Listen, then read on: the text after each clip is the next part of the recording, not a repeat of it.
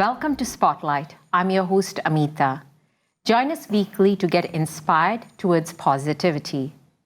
Our guest today is a teacher with a PhD in education who is getting rave reviews globally for his first published novel.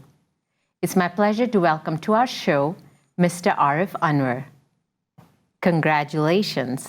Thanks so much, Amitha. So before we go towards your novel, let's get to know you a little bit more about your growing up, your education. Sure. I was born in Bangladesh in the late 70s, and I spent the first half of my life there. Then I went to studies in the States, in the US. I did my bachelor's at George Washington University and my master's. Then I went back to Bangladesh for a few years. I worked for a very large NGO called BRAC, B-R-A-C. And they do work in education, in microfinance, in health, all those things to work on poverty alleviation. And I worked there for a few years. Then I had an opportunity to come to Canada. And I came here to do a master's and a PhD. And that was around 2007. And I've been here ever since. I just became a citizen last year, actually. Wow, congratulations. Welcome to the club. Oh, thank you. So now, what are you doing right now in terms of your career with the teaching aspect? I'm teaching at U of T. I teach creative writing.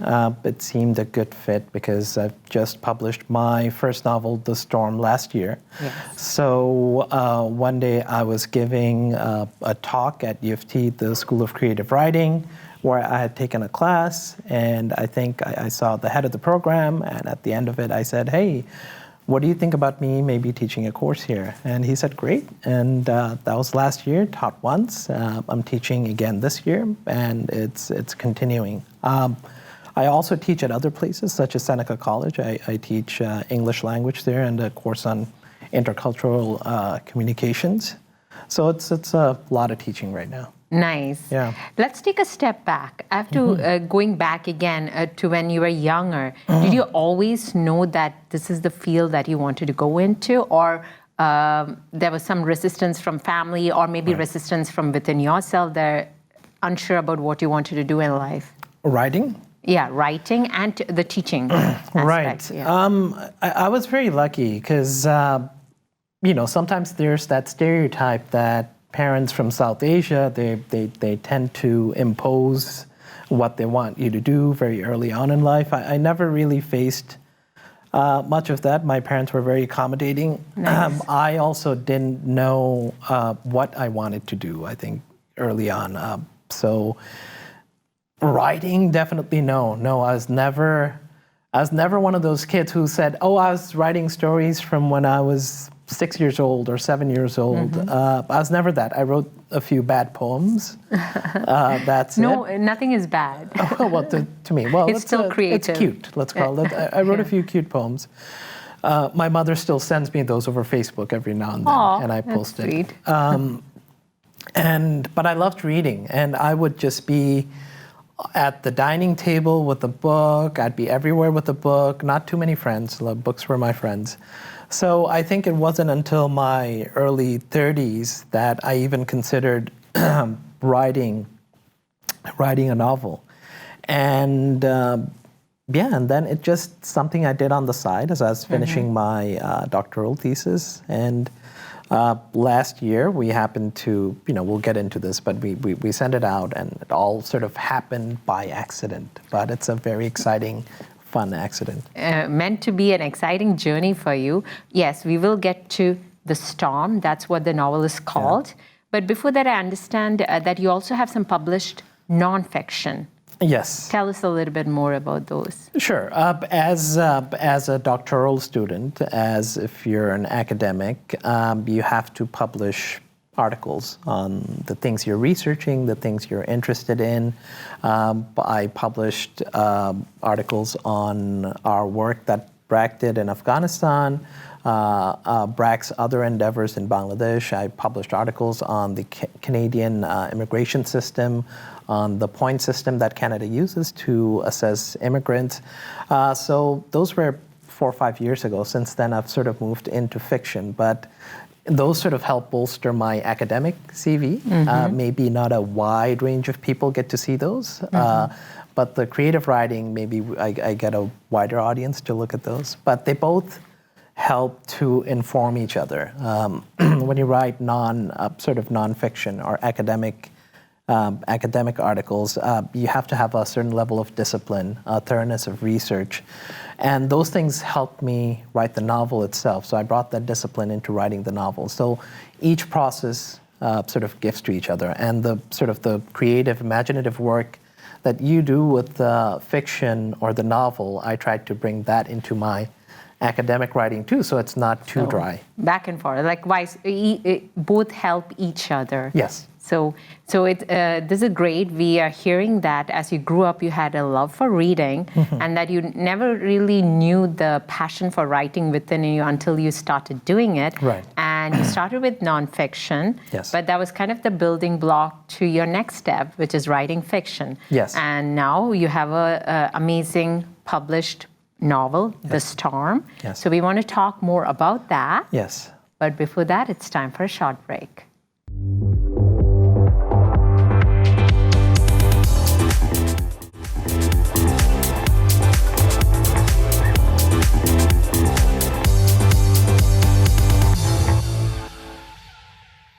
Welcome back to Spotlight. We are talking to the author, Mr. Arif Anwar. So now let's find out. First of all, tell us what inspired you towards fiction writing in general. Why fiction? I loved reading fiction a lot, like many books in both Bengali and English. I grew up reading in Bengali, I read in English. I loved all those American, British novelists and whatnot. But I think, as I said before, I enjoyed reading so much. I never really thought about actually being a writer until about 10 years ago, where I thought, hey, why not give it a try? How hard can it be? I said so simply to myself, just I've read so many, it can't be that hard, right? Good for you. Exactly. But then I just started writing. I had no direction. I had taken no classes. No one had told me what goes into writing a novel. I just tried it on my own. I took a class at U of T, School of Continuing Studies, on creative writing with a wonderful instructor named Dennis Bach. And as expected, the first things you produce are not necessarily of the highest quality. But while in that class, I was writing this chapter about this woman in the southern coast of Bangladesh in 1970, and she was preparing to face this massive cyclone that was about to bear down on her village. And that chapter, we had to submit that to the entire class to read. That chapter just had such a tremendous reception from the instructor and everyone in the class that I was sort of thrown for a loop for a little bit, because this character, her name was Hanufa. She wasn't even the main character in what I was writing, the novel that I was writing at the time. She was a side character, and she came near the end of the book. These are things you're not really supposed to do, introduce a new character near the end of the novel. But I didn't know these things because no one told me what to do. So for the next 2 years, I thought, okay, I have to do something with this character, but I don't know what. So I'm just going to sort of put that story in the back burner for now and work on other things. So sort of 2 years went by, and then one day I think I was just jogging. I was living in the East End of Toronto back then, near Withrow Park. And one day I was jogging, and the best ideas or thoughts come to me while running or jogging. So one day, and that day, all of a sudden, I just figured out what to do with the character. And I could see her as part of this larger story. And I could see her existing in the same world as these other characters that I had been writing separately. I just didn't see the connection between them. All of a sudden, I could see the connection. So the very, very same day, I just went back home and I started writing. Took me 10 months to finish that first draft. took a little break, 5 months for the next draft, many more drafts after that. And then I got an agent, I sent it out, and the rest is history. That's amazing. I just love the fact that you, maybe it's not a fear, but you conquered the fear or conquered the unknown. Like you said, why not? I'm going to give it a try. And you're here because of that persistence and hard work that you went for. Thank you. Well, I mean, as they say, little knowledge is a dangerous thing. And I think I just didn't know enough to be scared. Now I'm much more scared now that I know more. So now I feel the fear. But it was good that I didn't have anyone to sort of discourage me or tell me no or say, it's probably not a good idea to do that sort of thing. So yeah, that was nice. Just something I did on my own, and it went off. Yeah, that's true. Sometimes, you have the voices from outside and the voices from within. Like you said, probably you had voices from within to deal with, but not voices from the outside. But it's great that you overcame those voices from within and learned to go ahead with it. So now, where can our viewers find The Storm? Or to, Well, viewers, you can find The Storm at your nearest bookstore or Amazon or anywhere U.S., India, Canada. It's available at all the bookstores. It's available online if you just search for The Storm, Arif Anwar. And it's also available on Kindle and all the learning platforms. It just came out in German and Italian as well. So if anyone wants to read it in those languages, they can. It's going to come out in Chinese, I think. I'm not sure when, but sometime soon, hopefully. That's great. So globally people are receiving it well. So obviously the translations are needed for the masses as well. And have you taken the book elsewhere? Like, you have been in Canada, you're promoting it globally, but have you taken your book physically? Have you gone on a tour with the book anywhere?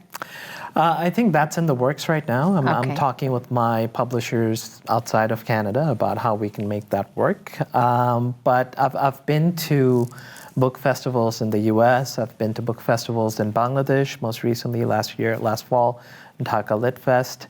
It's sort of each book has a long lifespan, so things start building on each other, and who knows? Maybe it will happen. Future. It will happen. It's that seed that was planted in your head by yourself, saying, "Why not? Why not?" That was your start point, and look at where you are now. It's amazing. Oh, thank you. I have to ask you one question. Like, what inspired your content? Well, we have to go read the book. Nothing getting revealed here today. So I have one question to ask you. What inspires your content? Okay. That's a great question. I think I was inspired to write a novel about the South Asian community or people of color in general, where the primary focus isn't on them being immigrants or refugees or that sort of a trauma narrative. I think those stories are very important and they have a place. But I wanted to write about characters who sort of seize the narrative and take control. And it's also, there are different time periods in the novel, sort of critical junctures in history. 1970, the storm in Bangladesh that led to the 1971 Liberation War. 1946, in India, the year before partition, when all that sort of ethnic tension, communal tension was going on, and people were trying to decide what would happen, where they would go if the country split along religious lines. 1942, with the Japanese invasion of Burma. We tend to think of World War II in a very Eurocentric term, as in it was just going on in Europe, Western Europe, nowhere else. But it was going on in the Pacific, it was going on in Burma, it was going on in North Africa. So I wanted to bring focus to that. And also 2004, the post-9/11 period in the U.S., a time that I was there and I experienced it. So it was just to create sort of this global humanist connection between all these characters that have different backgrounds, different races, different ethnicities, and go beyond just our surface differences of just skin color or what we look like, to really explore what makes us human, that we all connect at a fundamental level. We all have the same needs, desires, wants, flaws and foibles. And I think that was my goal, is really create a book that would be for everyone. It's a global humanist story. Great, a book with a purpose, The Storm. So go check it out. We have more to talk about, but before that, it's time for a short break.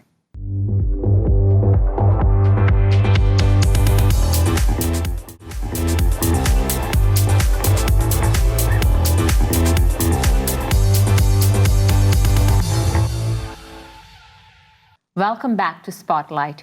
We are talking to author Arif Anwar. So this is great. Once again, congratulations on The Storm. So what's next for you as an author? Well, I think you're only as good as your next novel. So I'm working on that one right now. And I've always heard next novels, the second novel is supposed to be difficult because you have to, especially if the first novel has gotten some level of success. So I'm definitely finding that it's a lot harder. I guess meeting expectations, right? Yes, when you have the I think they first one. definitely feel the pressure a little bit more with this one. I'm sort of halfway into it, and I definitely feel some of that fear and those internal voices that we were talking about before. But it's just every day I sit down and I try and write 500 words, and then I say, okay, I'm done for the day, and then I get up and rinse and repeat, right? So I'm writing short stories just to fill in the time between the novels. And I'm teaching. So I'm teaching creative writing. So trying to pass on whatever I've learned in the process to other people who want to write novels or short stories. Oh, interesting about your short stories. Are they just work for yourself, or will we get to see them as well?